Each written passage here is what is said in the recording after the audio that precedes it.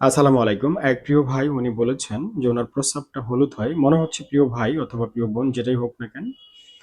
উনি বলেছেন যে প্রস্রাব হলুদ হয়, ২ নালীতে প্রস্রাব হয়। পরিষ্কারভাবে প্রস্রাবটা হতে চায় না এবং আটকে, আটকে প্রস্রাবটা আসে বা ক্লিয়ার হতে চায় না।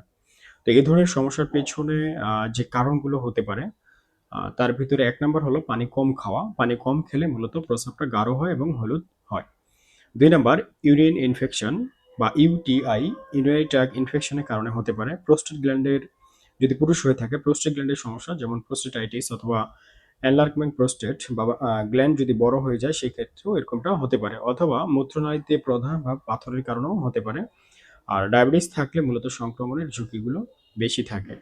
তো এই অবস্থায় আপনার জন্য পরামর্শ অবশ্যই সবার আগে মূল কারণটি খুঁজে বের করতে হবে। সেই অনুসারে পরামর্শ এবং চিকিৎসা হওয়া উচিত। তো এই অবস্থায় আপনার যেটা পরামর্শ যে প্রতিদিন আপনি ৩ থেকে ৪ লিটার পানি পান করার চেষ্টা করুন এবং প্রস্রাবে জ্বালা বা ব্যথা, জ্বর থাকলে অবশ্যই দ্রুত প্রস্রাবটা পরীক্ষা করে নিন। সমস্যা যদি ৩ থেকে ৫ দিনের বেশি থাকে অবশ্যই চিকিৎসকের শরণাপন্ন হতে হবে। আর আপাতত আপনি ঔষধের ভিতরে আপনার সিরাপ অ্যালকোহলি সিরাপটা মূলত মহিলা পুরুষ উভয়ই খেতে পারে। আপনার ৬ চা চামচ করে হাফ গ্লাস পানির মধ্যে মিক্স করে কন্টিনিউ ১৫ থেকে ২০ দিন খেতে থাকুন, ইনশাআল্লাহ। আশা করি ভালো লাগবে। আর এরপরও যদি সমাধান না হয় অবশ্যই নিকটস্থ গিয়ে যেকোনো ডায়াগনস্টিক সেন্টারে গিয়ে প্রস্রাবটি পরীক্ষা করুন অথবা নিকটস্থ হাসপাতালে যোগাযোগ করুন। ভালো থাকবেন। আসসালামু আলাইকুম।